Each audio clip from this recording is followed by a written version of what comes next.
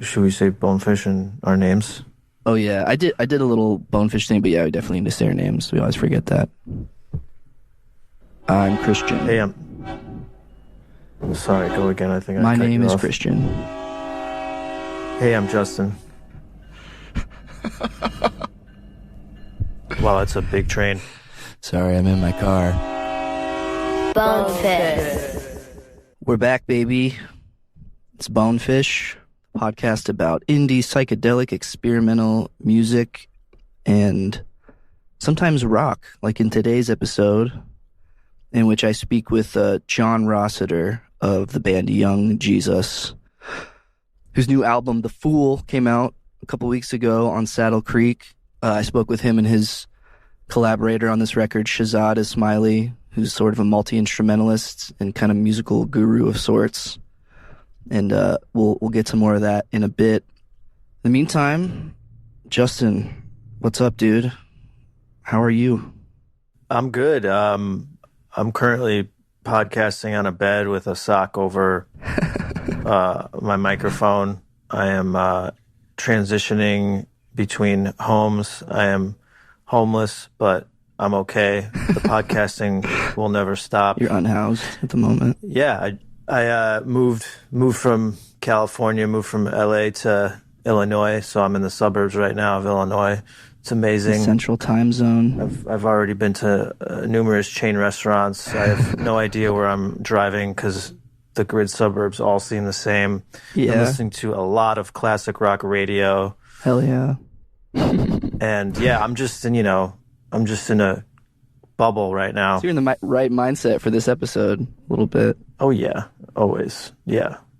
You did a 3-day solo road trip across the country from LA to Chicago. Yeah. How was that? It was a blast. Went through the desert and Vegas into Utah. It was hot, but it was beautiful. I listened to the Killers in Utah. Yes. Because why not? And I'm driving. Hot Fuss or Sam's I Town? listened to, actually Sam's Town and Hot Fuss. Yeah, it was awesome. Nice. I feel like Sam's Town's like the one that got hated on in the beginning, and now it's like for the heads, I think. Totally. I don't know. Sam's Anyway. Town is great. Hot Fuss is, incredible too, even though it's super famous, obviously. Yeah. Did not really listen to any Animal Collective. I listened to some psychedelic music, I think. But yeah, I camped in Utah. That was fucking awesome. And I picked up a buddy in Denver, actually. After Denver, it got pretty boring and a little bleak because I was kind of burnt out. Nebraska, no shade to Nebraska, but A lot of corn. God damn, is that a long state? A lot of corn. The rest stops were very interesting. A lot of truckers with headsets on, like talking, and you think they're talking to you, but they're just like talking on their headsets. Interesting. Headset truckers. Moved on from we stopped at this ham radio. Yeah, no ham radio. Ham headset. We went to like a really nice steakhouse that felt like you were in Fargo or something in the 70s. It was so cool. Nice. And had a steak the size of a exhaust pipe, and it was real good. Like a tube? Like a steak tube? Tube steak. Sloppy steak. Had a sloppy steak. Slop them up. And I saw Warren Buffett everywhere. Like in our Airbnb, there was a portrait to Warren Buffett. Warren Buffett, the corporate oligarch who everyone loves. Yeah. Everyone was talking about him. Our Uber driver was talking about him. Weird. Yeah, he like lives in like a regular part of town in Omaha. Anyway, got the fuck out of Nebraska into Iowa, and it was a great trip. But Bonefish Nation, if you're in the Illinois, Chicago area, please do reach out. I have no friends. Justin is among you now. I love music. Will travel for music. Nice. Well, congrats on the move. Yeah. Love a good road trip. But yeah, thanks for the patience for the Bonehead Faithful. I know we've been a little less frequent than usual, but we're excited to get back more regular and keep the content coming. Yeah, thanks to those of you who subscribe. We appreciate it. Yeah. Yep. just minutes before we started recording, Avey Tare dropped a new track featuring an artist named Panda Bear. But it's not an Animal Collective But it's song. not an Animal Collective song. It's called Vampire Tongues. What'd you think, Justin? I listened once. Yeah, it was fun. It sounded almost kind of like Painting Withy.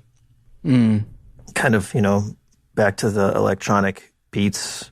I could see why it's not called an Animal Collective song, because like the first half is Avey and the second half is Panda. Even just like the bridge, I think, is really, he might be singing some backup folks, but yeah, Panda just kind of comes in for like a little bit, I guess, right? Yeah, like it's cool. I'm excited to listen to it more. Super random, but what do you think? Yeah, already in the short time, everyone sees, Avey Tare featuring Panda Bear, and it's like, oh, well, isn't that just Animal Collective? But yeah, when you listen to it, it definitely sounds like an Avey solo creation, like something that would go on his solo records. And then yeah, Noah's Role definitely seems kind of like guest vocalist. So I guess it sounds kind of in the Sevens era. Yeah. His last solo record. I think so too. And he's been collaborating with this guy in this cool studio called Drop of the Sun. I think it's Adam McDaniel who Dave collaborates with a lot there. Nice. Yeah, it's cool. I mean, my only question is, beware of vampire tongues. What about their teeth, man? That's the dangerous part. Yeah, that's true. Maybe like vampire tongues are like somehow also very dangerous. I don't know. Maybe they speak deceptively, and so it's like beware of their speech. Somebody's got to tell these guys about the teeth. Yeah, the teeth are what you got to watch out for. Right on. Well, before we get to our Young Jesus interview, it's time for another installment of Bonefish Recommends. Bonefish Rex.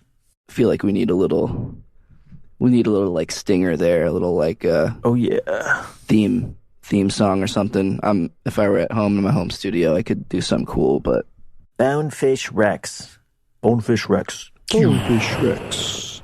Bonefish Rex is like a dinosaur. It's kind of cool. Oh, that's mm-hmm. There's a Bonefish Grill around here. My in-law. There's one here, my too. My in-law told me to go. She's like, oh, you can go to Bonefish Grill. I don't even think she knows I have a podcast or what it's called, but that's okay. Yeah, man, get the bang bang shrimp. There's one here, too, and we've driven by it a handful of times, and I'm like, told my wife, I'm like, you got to snap a pic of me in front of it one of these days. I think you guys should. I think we should each separately go and do a review. Yeah, we could pod from the restaurant. I think so. You know how like the Jokermen boys are like, into root beer now because of the Beach Boys season. So we can start reviewing some seafood restaurants, some corporate seafood restaurants. Yeah. Bonefish Recommends Bonefish Grill. So Bonefish Rex recommend any album. It's just got to be not from this year, right? Yeah. Yep. That's the only rule. You want to kick us off? I actually picked like a single. It's a 16-minute long song called Summer by this ambient dub artist called Pub.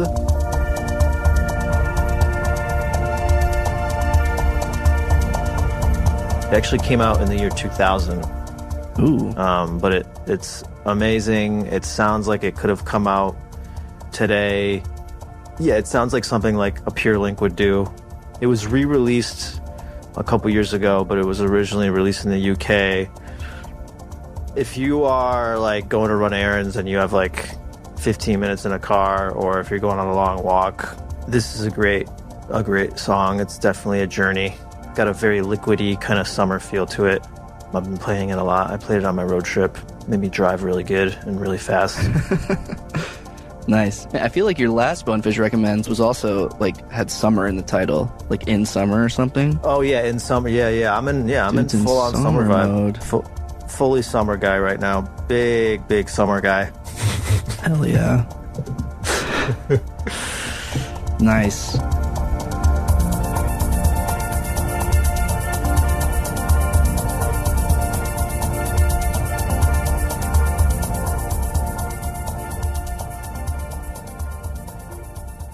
I went even further back this time to the 70s.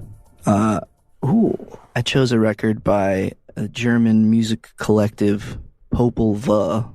Ooh. You know these guys? I don't think so. You'll have to send it to me. The record is Einsjäger and Siebenjäger, I think is how you maybe say that.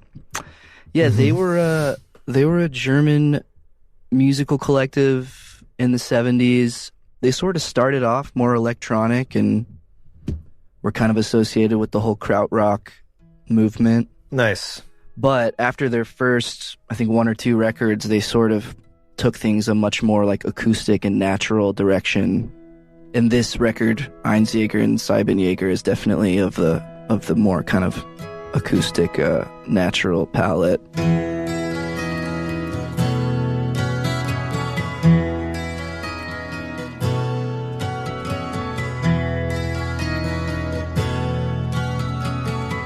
And it's really, really pretty. It kind of is ancient sounding and beautiful. It's like good companion to like sung tongs. It's not, it's not like freak folk, but in terms of like kind of sort of ancient and natural sounding, it's definitely there. They scored like a handful of Werner Herzog's films. Oh, nice. And the reason they kind of got back on my radar is I saw this movie earlier this summer called Sasquatch Sunrise. It's a new movie. And it's like, Jesse Eisenberg and like Riley Keough are in it, but they play Sasquatches, and it's there's like no dialogue.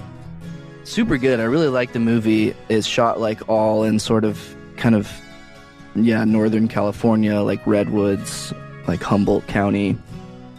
The music, after I saw the movie, there's a Q&A with the director. The music is by this band, The Octopus Project, which is like a group I was into like way back in high school. Didn't know they were still doing stuff, but the director sort of gave The Octopus Project, he was like, I'm kind of going for like a Popol vibe.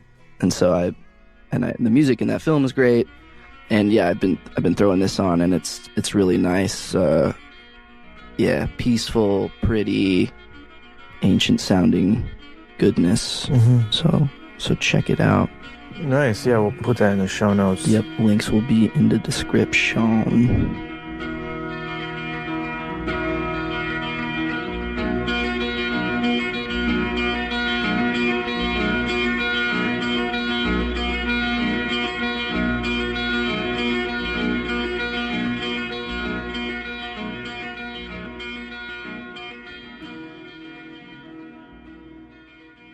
So Young Jesus is the project of John Rossiter. I met him in a previous sort of incarnation of the band that was a lot more sort of a proggy, jazzy, kind of jammy, improv, and out there.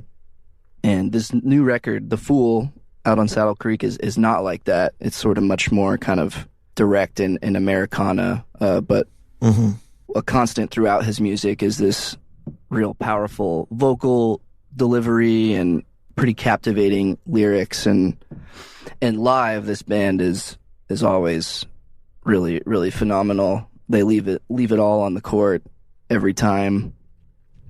And that, I think, is sort of like the one maybe sort of crossover with the Animal Collective universe, is like there's a real fearlessness in their live performance that when you see them, it's like, okay, this is different than your typical like smooth show experience. Yeah. Nice. So I thought Young Jesus was going to sound like an emo band or something because they're on Saddle Creek. Ian Cohen always talks about Young Jesus, I feel like. Never listened to Young Jesus. But I listened to Young Jesus right before we recorded, and I dig it. It's cool. I mean, he reminds me, the singing and the piano reminds me of kind of Tom Waits a little bit. Yeah. On the new record, also a little bit of Warren Zevon, kind of this gruff, raspy voice, very telling stories on the piano. It's cool. I hope to return to it. I feel like this one's going to be a grower this year or something I come back to. Yeah, it's this new one's definitely his most sort of like direct. So you met him on tour. You were touring. Yeah, so I met him in LA, and it was sort of in his like the LA quartet days of the band, and they've always had sort of a kind of post emo indie rock adjacent. Even calling it post emo feels not quite right. I think that especially the earlier records were more of that, but Gotcha. sort of the LA years and kind of the first several Saddle Creek records were kind of that vibe, but meeting more of a like kind of much more out there, like heavy emphasis on improvisation and really a collaboration between John and the other three members that kind of made up the core. Cool. Sort of blending like almost free jazz elements in there as well. And yeah, when we played, like some nights they would just play like a 30-minute set and just play one single song the whole time and then stop. Like, Oh, really? Yeah. So Was it it was like jamming and improvisation? Yeah. Mm-hmm. Cool. Okay. Yeah. The new record's not like that. There's a little bit of Not at all. Yeah. kind of experimentation in the background. Yeah. There's elements there, but it's definitely, this new one's his most direct for sure, both lyrically and like musically. Maybe a little bit outside of our usual wheelhouse here on Bonefish, but it's still it's really powerful music. Like, yeah, his voice, like you said, pretty gruff, but like so raw and real, and pretty powerful and affecting. Like you said, a lot of like little kind of story songs, and some of it's pretty heavy. Super interesting conversation, and he was also joined by Shahzad Ismaily, who was a collaborator on this new record. What did Shahzad contribute to this album? I think he had like a producer role. I think he played some stuff here and there. So he's like a multi-instrumentalist. Yeah. Keyboards, bass, I think, right? Sort of like musical guru and drums. He played after the interview that night. They played in LA at Scribble, and I went, and Shahzad was playing drums with him. Oh, wow. Yeah, Shahzad, he's been coming up more in records that I listen to. I know he contributed to the last Cass McCombs record, Heart Mind, which is really good.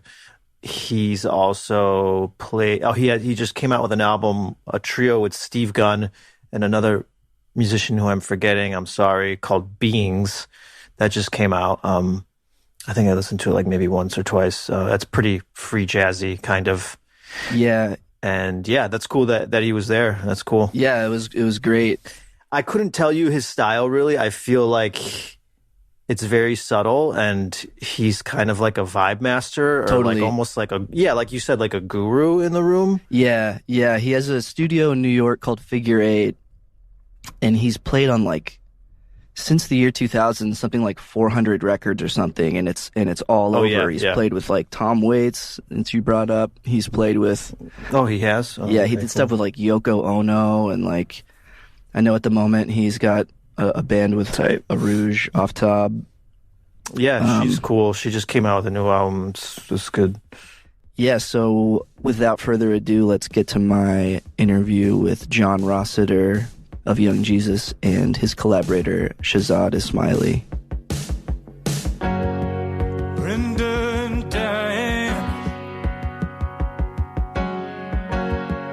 in a car full of cash, credit cards, and that reckless abandon Too hard for me. comes with. I'd like to be aware of it. It's too hard. Great to see you, John. Great to meet you, Shahzad. Nice to meet you too, Christian. Yeah, thanks for coming to chat. So John and I used to tour together. Well, we did a tour together, is more fair to say, back in the day. That's kind of how I met Young Jesus. We were also tennis partners for a short time. Yeah. And yeah, so when I knew Young Jesus, it was in a different incarnation, a younger Jesus. Yeah. Today's Pre-33. Yeah. Yeah. Yeah. Still alive. This is post-mortem Jesus now. I'm living on I'm buying time. Nice. Yeah. Post-resurrection. Yeah. There's a window there at least. Yeah, there is a window. He's still around. Yeah.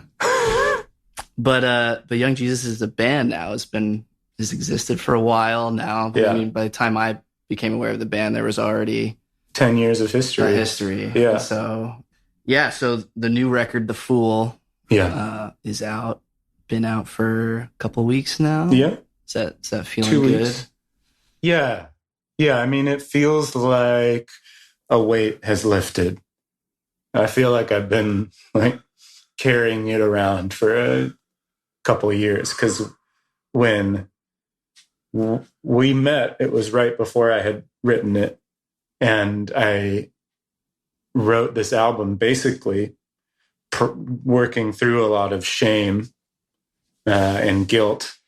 That was sort of the thesis of the record. And Shahzad was in LA, and I remember we had been friends for about 6 months at that time, and you were at our house, and I was like, oh, can I play some of these songs for you? And I just sat down at the piano, and Shahzad just said, we need to record these at my studio. And it was very special. But yeah, they're heavy tunes. Mm-hmm.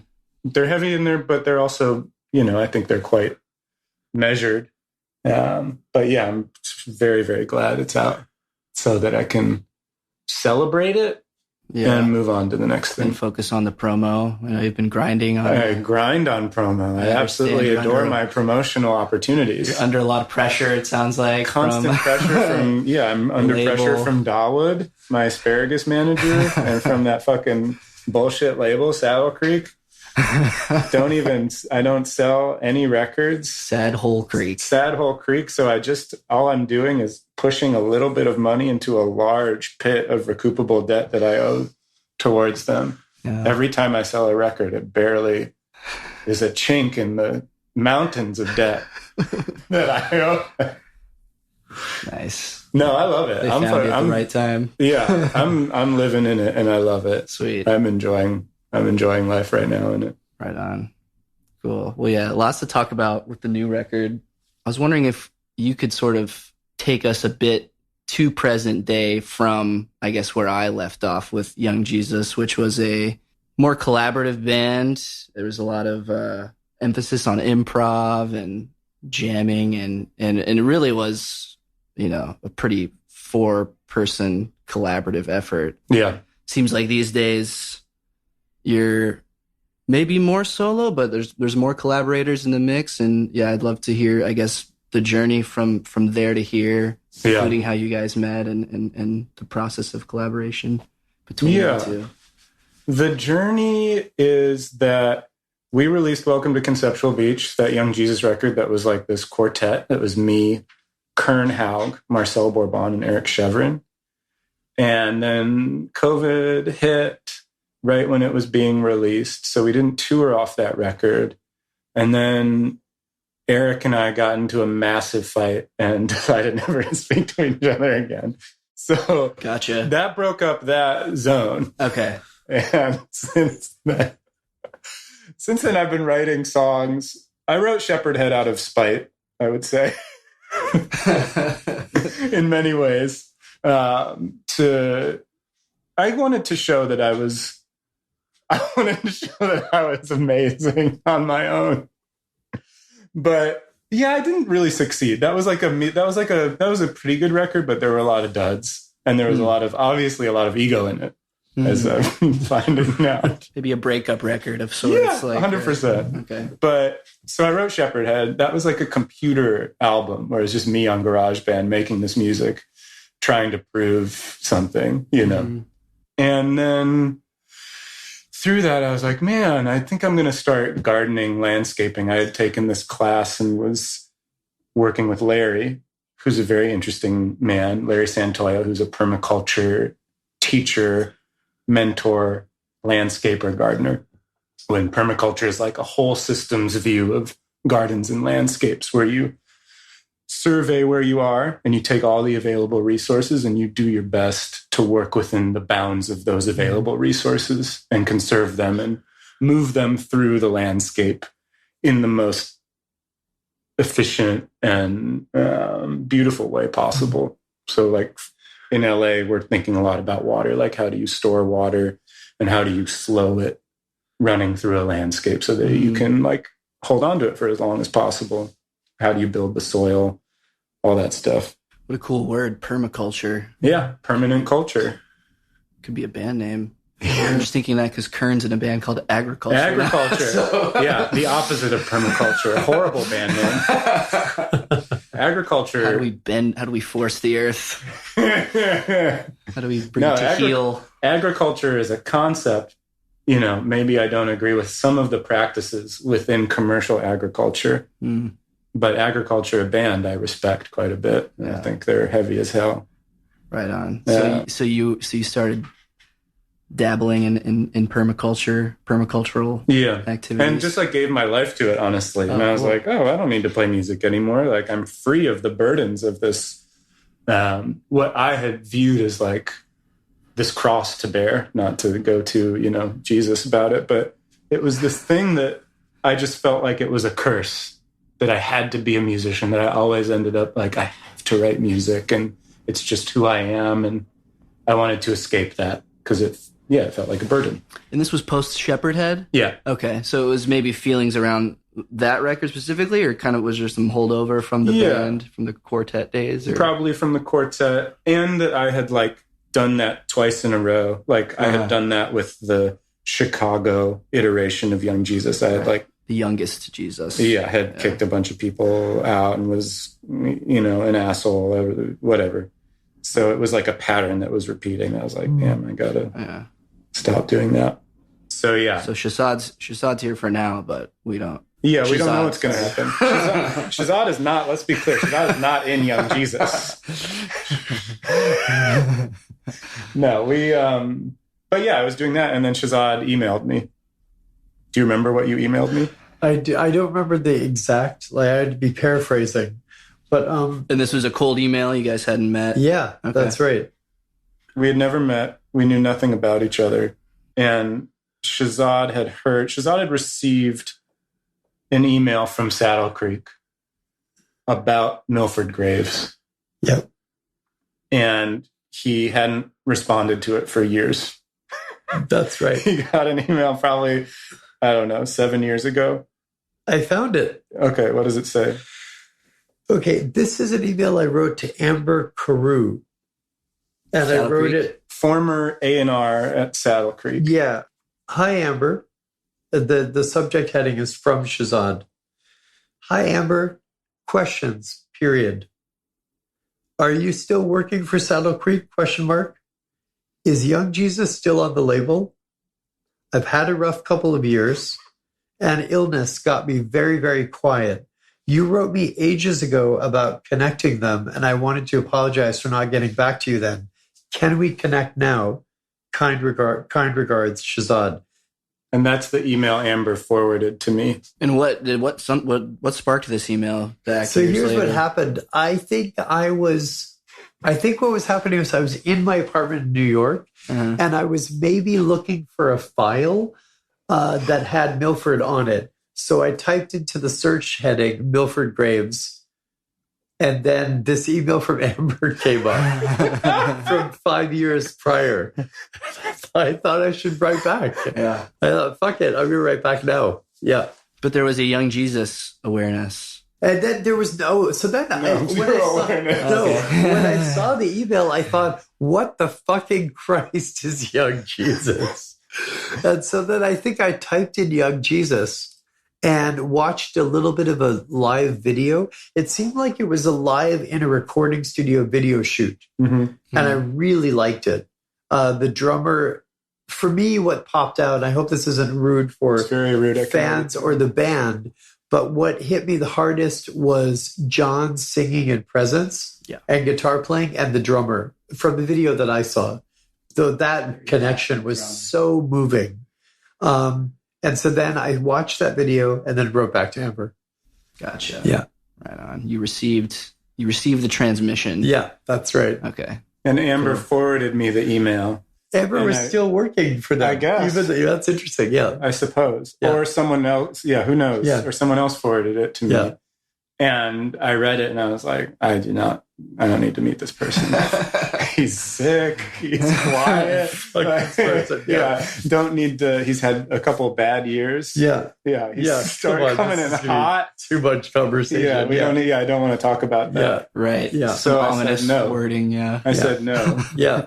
And then he got my number somehow. Yeah, I don't know how that happened. So I was in LA, and I think I got some sense that John lived in LA, and I was able to get. I think I wrote to Saddle Creek, and I said, "Listen, I'm going to be in LA. Do you have the phone number of the fellow from Young Jesus?" And then they gave it to me, which I've is tried emailing to no avail. Yeah. And inappropriately they gave it to me. Yeah. And I think I texted John. Yeah. Yeah. Yeah. Yeah. Again, I make such little money for the label that their protections of me are minimal. They just will give it out. They're like, holy whatever, shit, I hope this leads to like at least $300. Yeah. Maybe this stranger fan can generate something. So he texted me and I was like, okay, whatever, fine.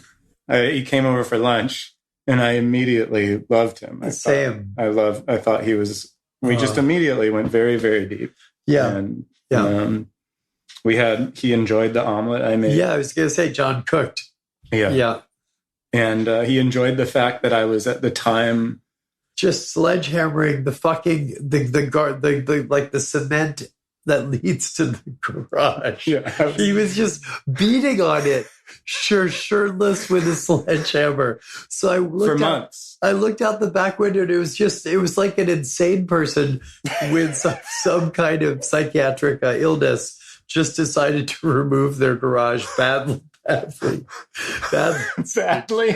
So they're just random stones all over the place. It was really piles of rubble. Yeah. It was really moving. And something about you thought this is my right place. person. Yeah, this is an amazing person. Very cool. Yeah, nice. And then so fast forward a bit, you play him these songs, and you're like, yes, I'm receiving the transmission once again. They're so good. Yeah, yeah. But I'd say prior to that, John and I had a couple of experiences playing music together where I saw someone totally go for it every single time we played together. Mm-hmm. We would just barely pick up a couple of instruments, and within just seconds, there was just an emphatic throwing of the whole soul towards something. Yeah. And you would either tell that because there was some literal like shaking or loud singing or sweating or just pacing.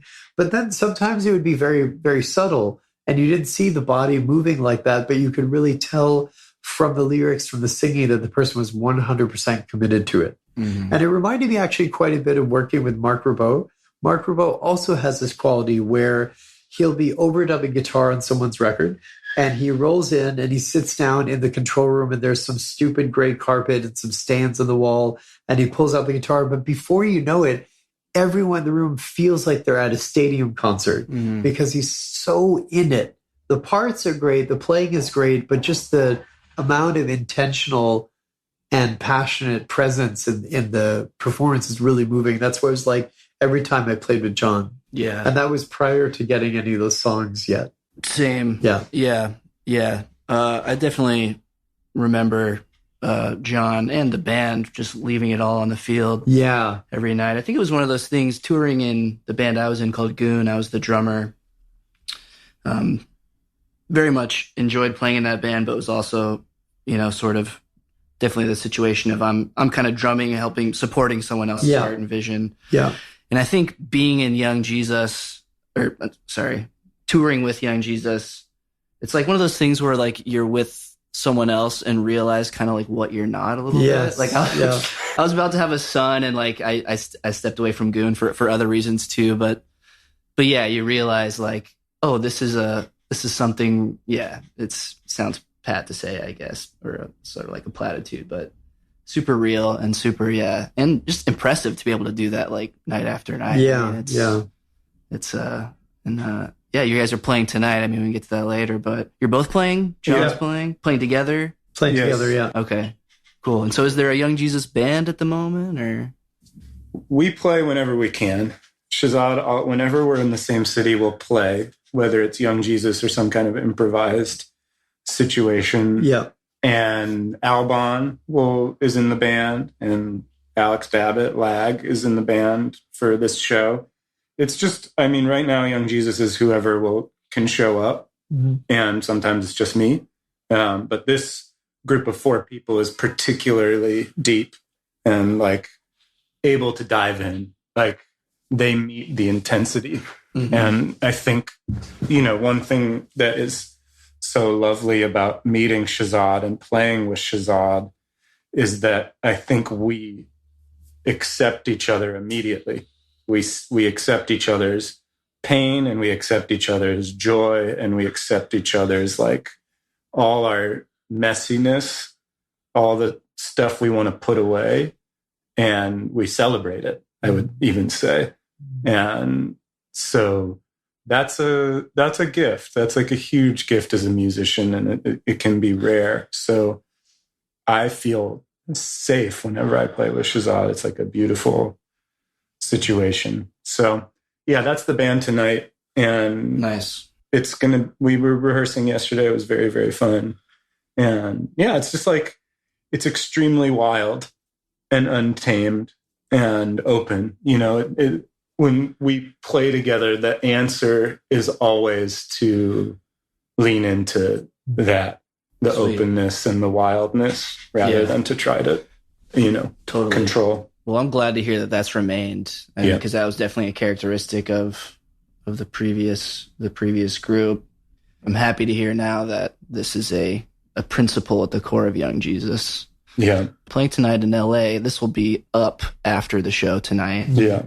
But so just imagine how amazing the show it has been. Yeah. Yeah, it was unbelievable. It was incredible. We can now shift to talking about it in the past tense. Yeah, it was a fucking great show. And you played guitar, Shahzad? No, I played drums cool. last night at the show. It was really, really good. Nice. And Bob Dylan was there. Bob Dylan came. Holy shit. I know you were. There were quite a lot of musical luminaries that came. Flea came, Bob Dylan came. You just did Jokerman, so the connection must have told Bob. That's wonderful. Yeah.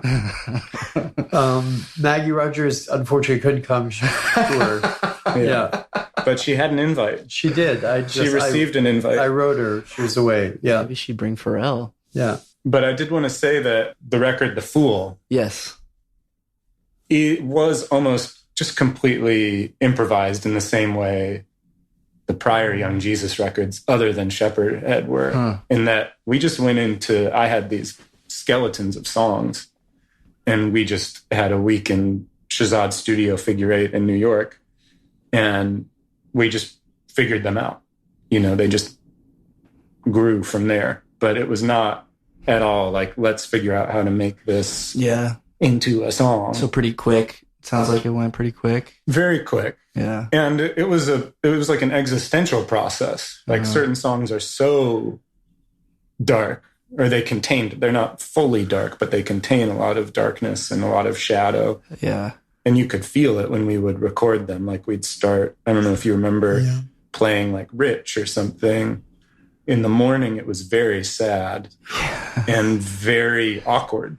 Like, it was like, how are we ever, this song is not, like, this shouldn't be on the record. Yeah. And then by the end of the day, Shahzad's daughter, Annika, was in the studio.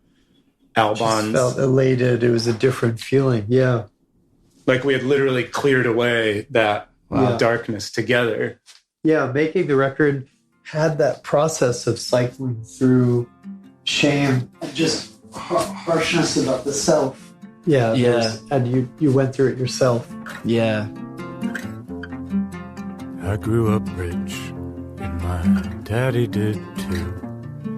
But we're never happy. In fact, if you knew that his grandpa killed himself in the garage, and 4 of us tried, but we didn't get far. My aunt stabbed her brother deep in the neck. The shame, I'm really curious about the shame. I feel like we lost the permaculture thread a little bit. Should we go back to that? Well, I'm just curious how it seemed important the post-Shepherdhead journey to now. Permaculture, post-Shepherdhead.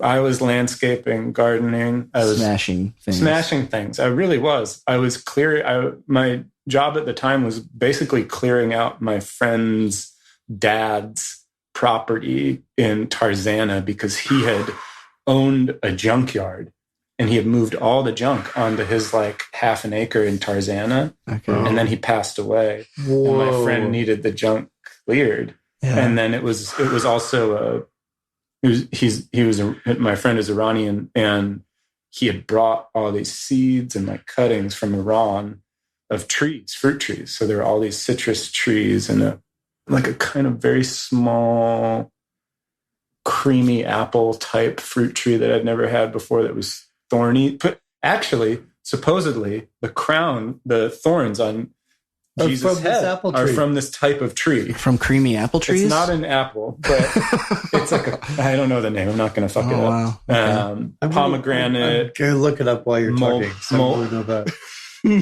about mulberry. So it was this like literally like clearing the junk of someone else while also like clearing the junk of myself. Metaphors abound. Endless. I tend to put myself into these really difficult situations that are physically demanding, that parallel the emotional journey I'm on. So that's what gardening was, and I learned a lot about it, and I'm still learning about it. But Shahzad's email drew me back into music.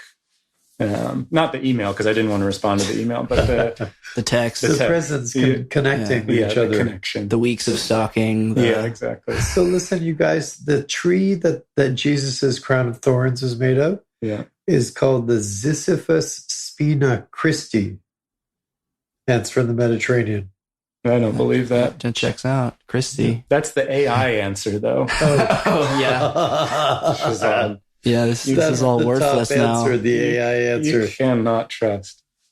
But yeah, and the nice thing about the gardening permaculture zone is it does apply to music a lot. Like the thinking about how all these different systems and moments in a garden are connected is very similar to how I think about music and how I think about my own psychology. Like in a garden, weeds in like depleted soil, weeds will grow first and they'll grow very fast, and their roots will grow fast and reach down to get the nutrients that are buried deeper in the soil. And they die so that they can then leave those nutrients closer to the surface. And then over time, shrubs will grow, which last longer, but they have a medium lifespan. They'll die. And then the soil will be such that trees can grow and they'll last a really long time.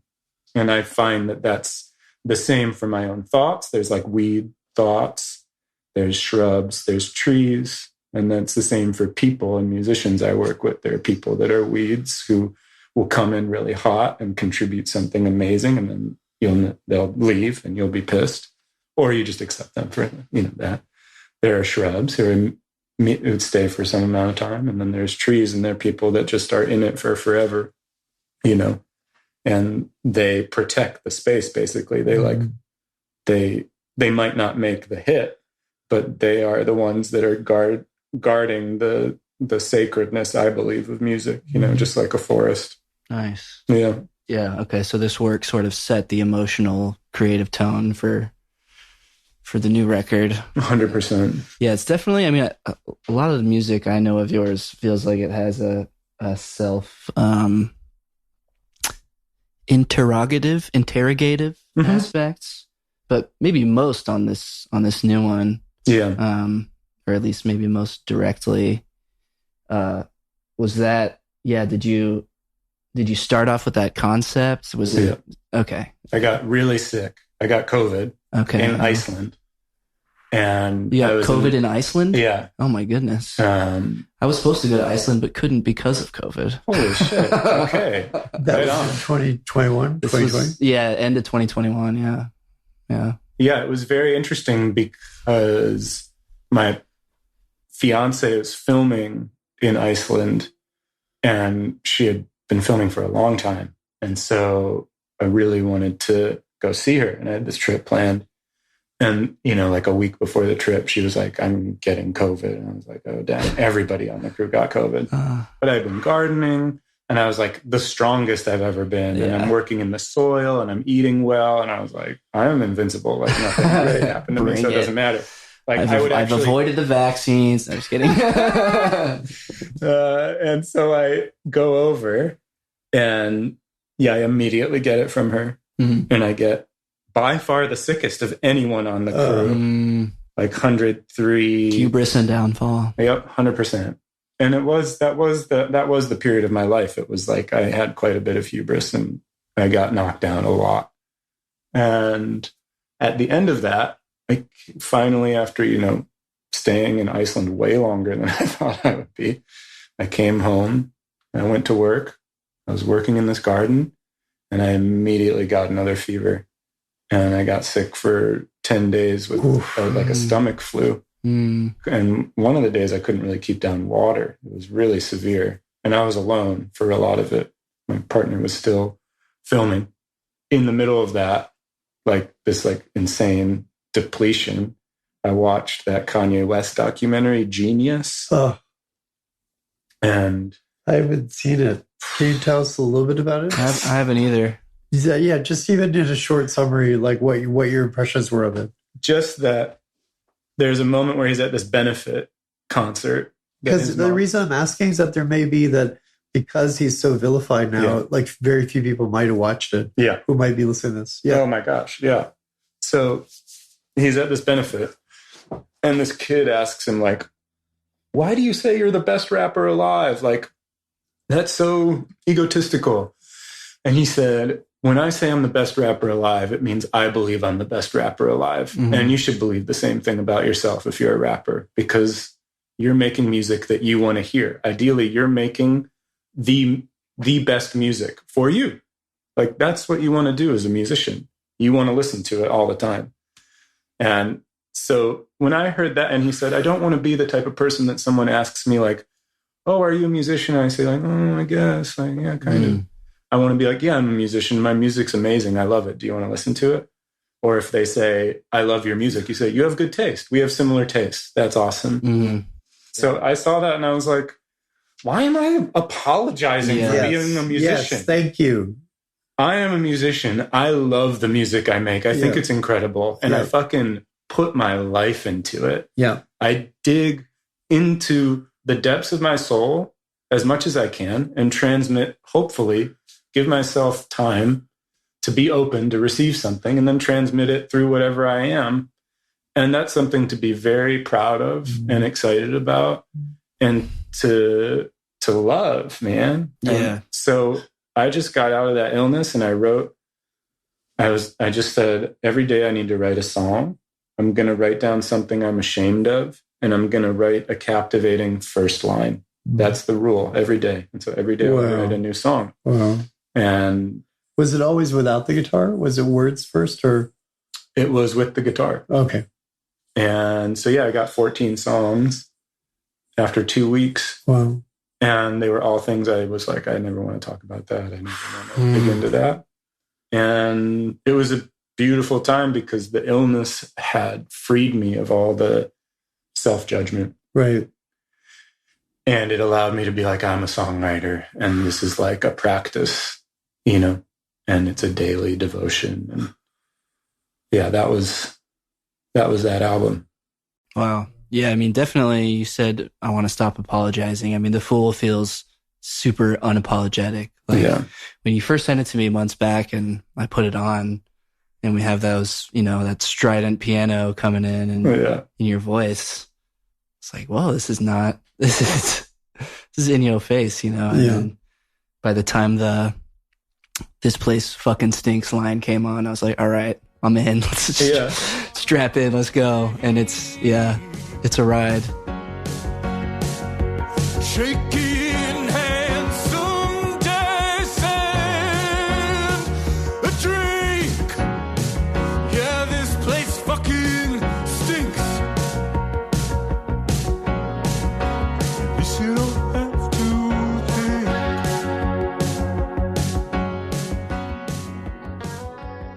That's really interesting. A lot to respond to there. The Kanye sort of rapper confidence ego thing.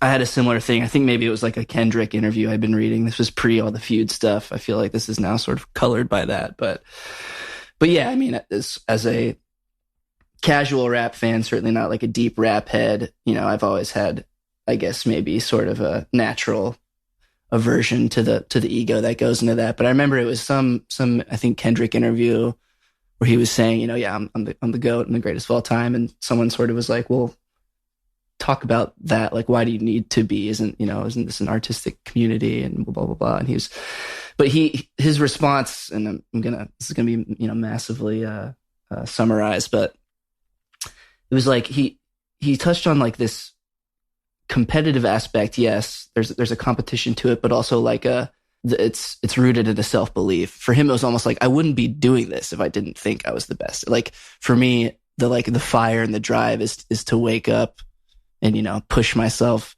further than I was yesterday. And I also believe that that's better than the other people are doing it, you know? So that's super interesting that you could take that from Ye and apply it to the Young Jesus palette. Yeah, well, I can feel it in my... Shahzad and I have been talking about this, taking ourselves seriously. And I can feel it in my voice when I'm taking myself seriously. Yeah. Because either when I'm singing, I'm coming from a deep place, like a kind of sensual place, or I'm coming from my head and from a nasal place that's kind of like not fully in there and can say, if people question me or don't like what I'm doing, like, well, that's not really me. I'm like not fully there. Yeah, you know, like I could do better if I wanted to. Yeah. And with the flow, I'm like, I can't do better. Like, yeah, I just did what I could do, and I think it's fucking good. And I came from a deep place. Yeah. And you can take it or leave it. If you don't like it, that's fine. Like, it doesn't bother me. Like, I actually enjoy if people really dislike it, because I think then you're making an actual relationship with the material. Yeah. Don't want to put something out that people feel about. Yeah, it's pretty good. Yeah. It is good, man. I really dig it. Yeah. Thank you, Christian. I'm so glad Rich made the record, because talk about almost didn't. A power blow. Yeah. It's beautiful. I love the way some of the verses are punctuated with the kind of crazy glitchy piano noises. I'm not sure what it is. That was Phil Weinrobe. He was engineering and helping produce the record with Shahzad. Okay. So Shahzad, you had like a production role in that record. I mean, I think ultimately I feel like John was really strongly running the ship, like captaining the ship, both from the point of view of having written the songs, the way he would deliver a vocal during the takes, and then what we might talk about afterwards. And then Phil's a very excellent engineer and producer you can look up, credits could be listed by Edipoi. Like he's in like Big Thief, right? I think. Big Thief, Adrian Lenker. This summer, he and I are going to work on a record with an Irish band called Ye Vagabonds. Cool. But Phil's an excellent engineer and producer, and so he would very readily hear all of us out in the room, hear John out, and then say, okay, well, based on what you're saying, this is the path we're going to take now. So he would work as a producer. And then in my case, beyond playing, I would suggest ideas once in a while too. Yeah. We would kind of come into the studio every morning. I would demand some sort of absurdly early, like 7 in the morning, 8 in I love that. And I would never show up on time. This is the best. Everybody else would be there. And we go into the studio, and Shahzad would say, okay, we have these, whatever, skeletons. John did a vocal for this, and he would look at Alban or Lag, the people playing in the show that went so well the other day, that played incredibly. That's what was great about the show we did at Scribble, is that it featured the players from the record. Yeah. And that's not always, one can't always do that. Almost never. Yeah. For the LA show, you got to bring out the stops, Yeah, definitely. We did. It's important to have done that, especially given who came to listen. That was crazy. Who was in the audience. Yeah. And the praise that we received from them. Yeah. The co-signing, as they say. Yeah. But yeah, so Shahzad would look at us and say like, okay, John, why don't you hop on a piano, Lag, pick up a guitar, Alban, you sit on this little weird synth thing and let's generate some noise and improvise and play over the song. And that would give us a lot of information to work with. Rich was more like, I just played guitar and sang. And the production role in that was helping everybody make it through the emotions in that song together without abandoning the shit. Yeah. 'Cause this is the goddamn American dream. A lawyer, a banker, a couple more drinks. 'Cause somebody's daddy way back in the day made boatloads of money from owning slaves.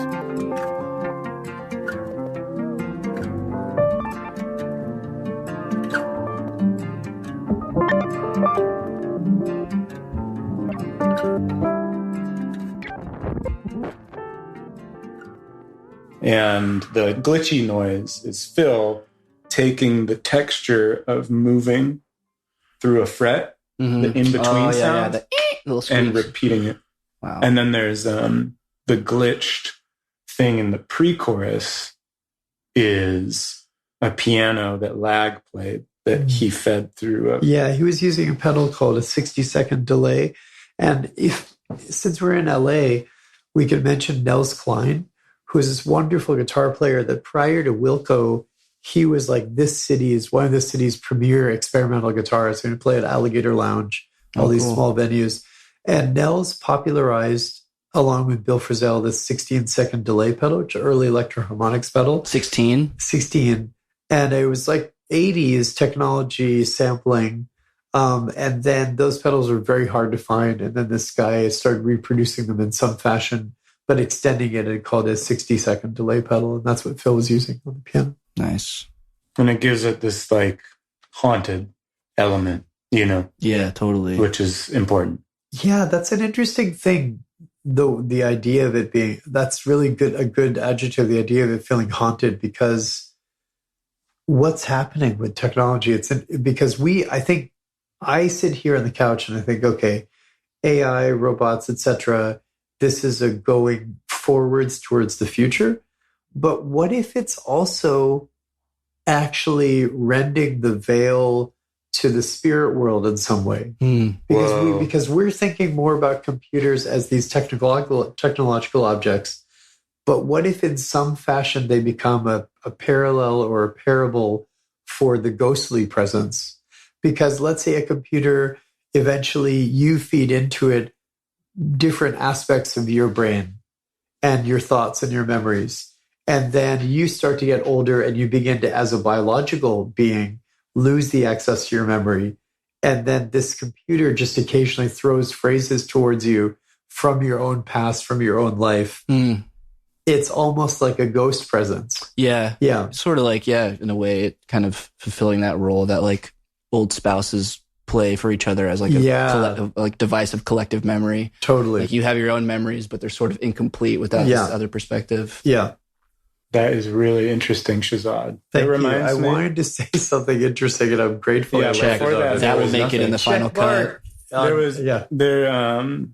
It reminds me of dogs, and thinking about dogs and smell, that they're like perceiving time in a different manner because they're perceiving the trail of the smell. So they're not just aware of your presence sitting right there, but they're aware of everywhere you've been in this house and outside of it. And they're perceiving you differently than we are as like a visual species. Right. You're visually either here obsessed or culture. not here. Yeah. But they're actually seeing something else about when you were here, where you were. You're all around all the time. Yeah. And there's maybe an intensity focused on your actual location. I didn't know dogs actually did that. I think I always thought that was like how they illustrated it in video games when it's like the trail of the scent. I don't know if they do. I mean, they just must. I think they do. I think you're right. It must be true that a smell has a tail, just like a reverb tail. Yeah. And then they're just feeling that the food went that way and how far it is. And yeah. It's like, thinking about olfactory sense as being across time is interesting. Fourth dimensional. Yeah. It's like synesthesia between nose and audio almost. Yeah. Two brothers wake up in the night to help Dad use the bathroom, to help him try to fall asleep when he used to be their shelter. True love is a little bit like hell, yeah. True love is a little bit like hell. One of the reasons Shahzad and I got along is my partner and I have a traumatized dog, a rescue dog. And Shahzad loves how difficult she is. Awesome. I had a traumatized dog as a kid, and I think that's partly why I haven't yet gotten a dog as an adult. Because I was pretty fearful, as the dog was fearful of me. I feared it as well. I had a greyhound who was a former racing dog. Dang, who had some issues, but our doggie has a little broken tail, and she's like part coyote, and wow, she's special. She's a real spirit, real Angelino. Sounds like that's cool. I love Rich. So I mean, I know you kind of went track by track with the Joker heads, so we can maybe stay more general, even though I could talk about each song. Well, I'm curious about this idea of like writing from a place of or not writing from a place of shame, but writing from a shame, I guess, centric perspective, or I don't know how you would put it. To me, that's, I feel like in my own struggles with art making, shame and like fears around that are like water on top of the fire. Like I feel like I have to run the other way and try to expel those vibes from my mind so I can be open. Yeah. So I'm curious about, I guess, your approach and how, I mean, there's certainly the fearlessness and unapologeticness seems to have given you armor for that. But I don't know. No question there, but. No, I've always run into it. Like I always run as deep into the thing. Like Shahzad was saying, when we play, like for some reason, I've always just dove right into the most dangerous place. To that. It's amazing. And my feeling was that I had done that so much music, I guess particularly quote unquote indie rock or rock music these days, is completely animated by shame, but it doesn't go into it. Like it's this sort of like avoidance of, and thus fully almost controlled by it. Like it's this zone of trying to smooth out the space. There's a lot of, to me, smooth music, pleasurable in a short-term way, music, but it's not in the thing. It's not acknowledging the elephant in the room. And maybe that's projection, because that's how I guess I felt about my music, was that I was avoiding this zone, and thus it was fully animated by it. And so in this, it was just like, let's just go in so that I can be freed of it or interact with it in a more intentional way, rather than trying to run. Yeah. It's so interesting how you said with Rich, and I mean, a lot of the songs are dark, and you said even recording it, there was sort of like a weight over the studio. Yeah. But then you pushed through it and were like celebratory. I wonder, like, as you perform these songs and go on, like how that'll, like, does the prospect of performing them tonight, obviously the excitement, I'm sure, from the performance aspect, but do you have to steel yourself to be able to go to these places with these tracks, or? Not with Shahzad.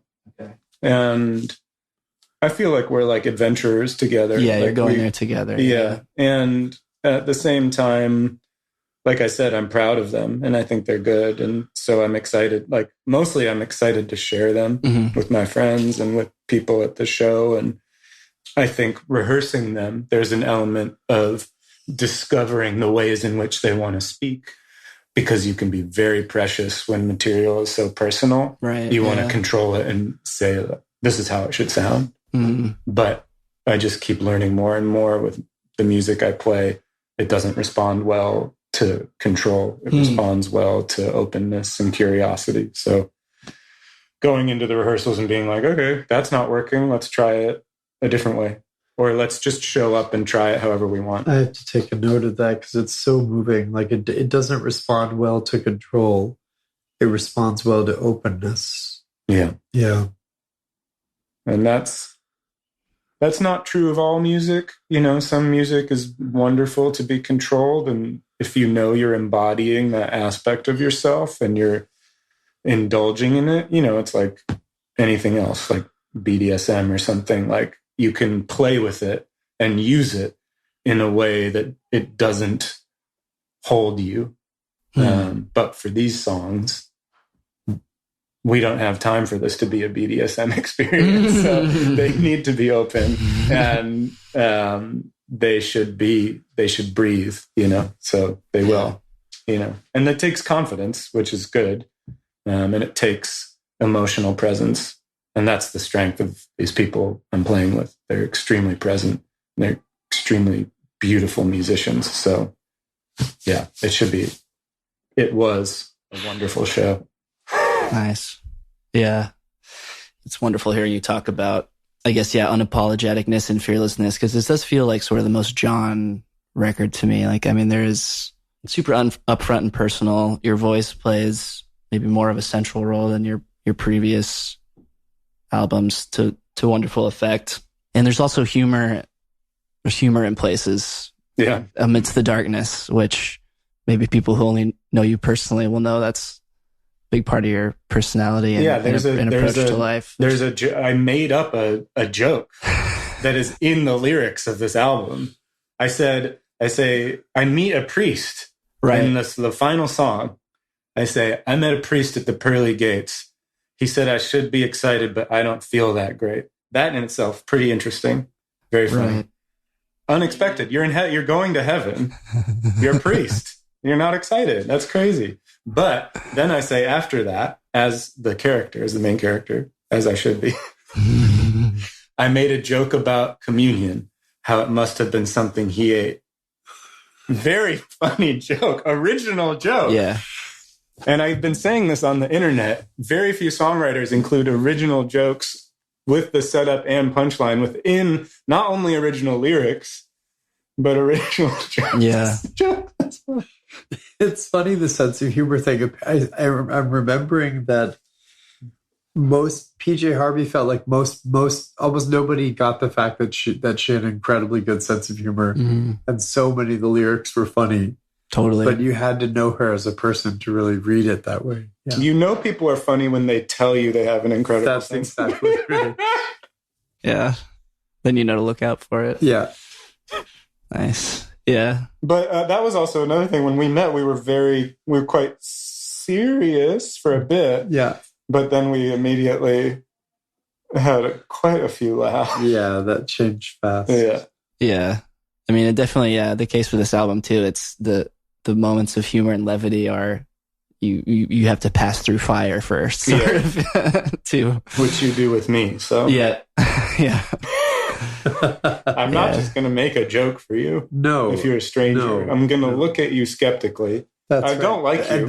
If I've just met you, I don't like you. That's what your kid is like also, and it's fantastic. Yeah, she does. She's like, don't. Yeah, she's like, don't just assume anything here. Let's see where this is going. Yeah. Yeah, so if you came up to me, if you were Bob Dylan per se at the show, and I wasn't nice to you, that's just that's part of who I am. Yeah, just work harder. Just stay with it. You need to work hard. See if you can crack the veneer. Exactly. Yeah, these albums the songs in this album rather have like a strong story quality, which is really, really cool. And you said earlier you tried to come up with a great first line for each one. I feel like that definitely comes through. Very hooked from a lot of the beginning of these songs. Some of these songs are 2 minutes, pretty in and out. Yeah. Kind of reminded me some of it of Dennis Johnson, the author. Oh my goodness, what a good reference. I love him. Jesus' Son. One of the best short story books of all time. Phenomenal. Oh, it's Dennis Johnson? Yeah. Yeah. Jesus' Son. Speaking of the extended Jesus universe here. Truly. And yeah, I mean there's recurring characters too. Gosh, that's such a good comparison. I'm so glad you think so. It's so nice when someone when someone connects with your music and then they say something moving to you in these kinds of settings, because it's not often. Yeah. I mean, there's the sort of focus on kind of, I guess, like the downtrodden, if you will. And there's a strong sense of autobiography, but also a bit of remove from that. And yeah, like the recurring characters, it feels like it's all part of a world, which is nice. The artwork too. You were commenting on the Panda Bear record out there. It's sort of similar, very similar. to the That's full. why I liked it. I think my artwork is best, and anything that is near it is pretty good. So you did the drawings and stuff, and the self-portrait. Oh, okay. It was my friend Alex Becerra, who's an amazing artist, painter. Shahzad played his gallery opening once. He is a really special person. Yeah, he's gonna he DJ'd the show, and then Emma at Saddle Creek did the rest of the layout. She's an amazing artist and graphic designer, and yeah, just love the way it all came together. It's a beautiful, beautiful vision. Man, I'm just still thinking about Dennis Johnson. Yeah, let's go there. Well, just, there's, do you remember that scene in Jesus' Son where there's these guys and they're in a pickup truck, I think, and they're drunk and it's late at night and they were taking care of these little bunnies. Yep. It's from the story Emergency, I think. And one of the guys realizes that he had accidentally sat on one and killed it. And the way it's told, you hear that and you're destroyed, it's brutal. The way in which it's told, these characters are like rough in a lot of ways. Bad people, if you want to judge people fully by their actions, not by their spirit. But it's told in the most gentle, beautiful way, as if God is present in that truck with them. You know what I mean? Yeah. I mean, there's definitely, it seems like it's what he does really well is that meeting of high and low. There's these incredibly tender psychedelic moments that may or may not be the result of, some of the pills they were stealing in the hospital or whatever, but it's still, it rubs shoulders with this like transcendence, and this like in the dirty kind of everyday, I guess. Which I was thinking of the stories while listening to your record, and definitely simpatico. Yeah.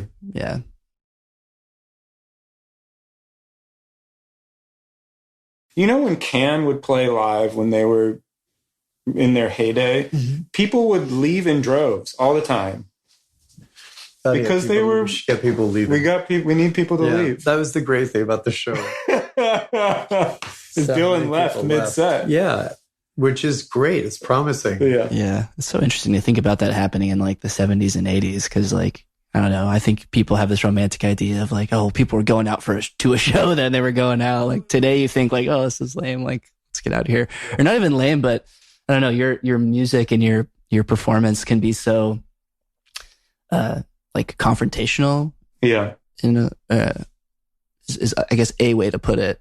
Or perhaps there's a sense of like you will go to a show and maybe you will be confronted and your role in that game is to leave. And it's kind of fun. And maybe you won't be confronted and you stay and it's interesting, but I think in some ways listeners might expect to go to a show and for it to be quite smooth and lovely. Right. I'm going to see some cool guys. I'm going to be cool. Yeah. It's going to be a cool experience. But it's a fucking game. Like, you play with it. Like, be a weird audience member and be a weird musician. Yeah. Play with all the roles. Yeah. This is reminding me, this podcast is also sort of about the band Animal Collective. And I didn't think they were terribly germane to today's discussion. But that just did remind me, we just did an episode on their album Sung Tongs, which is sort of their kind of freak folk, two dudes with acoustic guitars, open tunings. And the performances from that period are really, really out there. When is that period, roughly? This was, so the record came out in 2004. I think they started playing the songs in 2003. I think that's when I saw them. Okay. Because I lived in Waynesburg. Nice. Jealous. From 2000 till about 2009 or something like that. Yeah, that was 8 or 9. And I definitely remember I saw them once, and it was during that period, and it was in some basement space around Kent Avenue, and it was really fun. I enjoyed that show a lot. Yeah. But they definitely, talk about, putting to question what performance is for. Yeah. What are we all doing here? Are we here to look cool and be cool and create a nice experience sometimes, and that's great. Yeah. But sometimes we're here to really push boundaries and witness something or be confronted with something that might be, a little bumpier, a little less, I don't know. I remember the lightning bolt shows also being quite moving. The early one, or I saw an earlier one where the audience was maybe 40-ish people in a circle around them. Yeah, they were just in the center of it.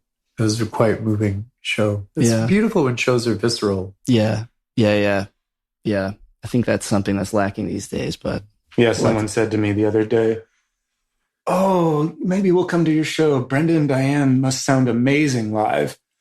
And I was thinking, uh-oh. I don't think I want it to sound Sounds amazing. pretty good on the record. Yeah. I don't need it to be reproduced. I think actually I'm gonna that was my thought actually yesterday. I was like, why don't we fuck it up a little bit? We were trying to make it too nice yesterday. Yeah, it was super tight in the pocket, right? No. So it'll sound bad, ideally. It sounded bad, yeah. Yeah, it sounded bad. I'm gonna try to have gone. It worked out. I hope you. My wife. It's not sold out, right? I think it's. Okay. We could get you in if it is sold out, but I don't think it is yet. Cool. I don't think it was. Nice. Yeah. I don't remember the room. Yeah, I don't remember it being that super full, but Scribble too. I haven't been to. I'm curious to see this. It's a new space. I've heard it's the best. It's definitely the best venue. I know they do community stuff, and yeah. It's right on York, right down there. Yeah. Yes, close to York. Cool. Yes. Love it. Well, it's cool. We can leave it there, dude. Thank you. Thanks a bunch. Yeah. Thank really you, nice Christian. chatting. Thank you, Christian. Very fun.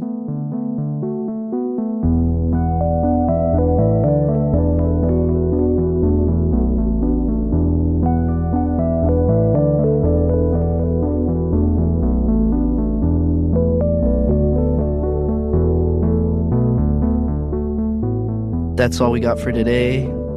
Hope you dug that interview. Definitely listen to the Fool out on Saddle Creek. And we're excited to continue our Panda Bear series. We got Grim Reaper coming down the pike.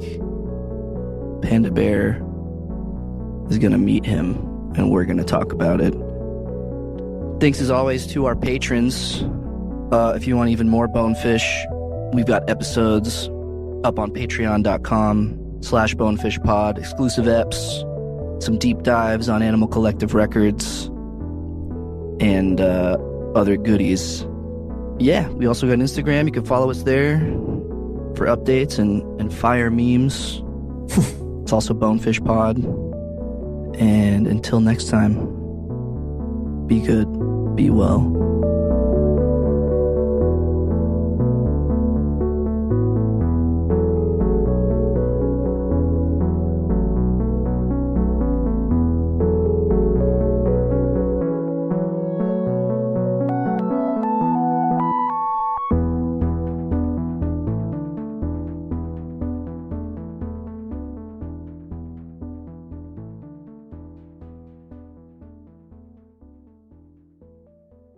Bonefish.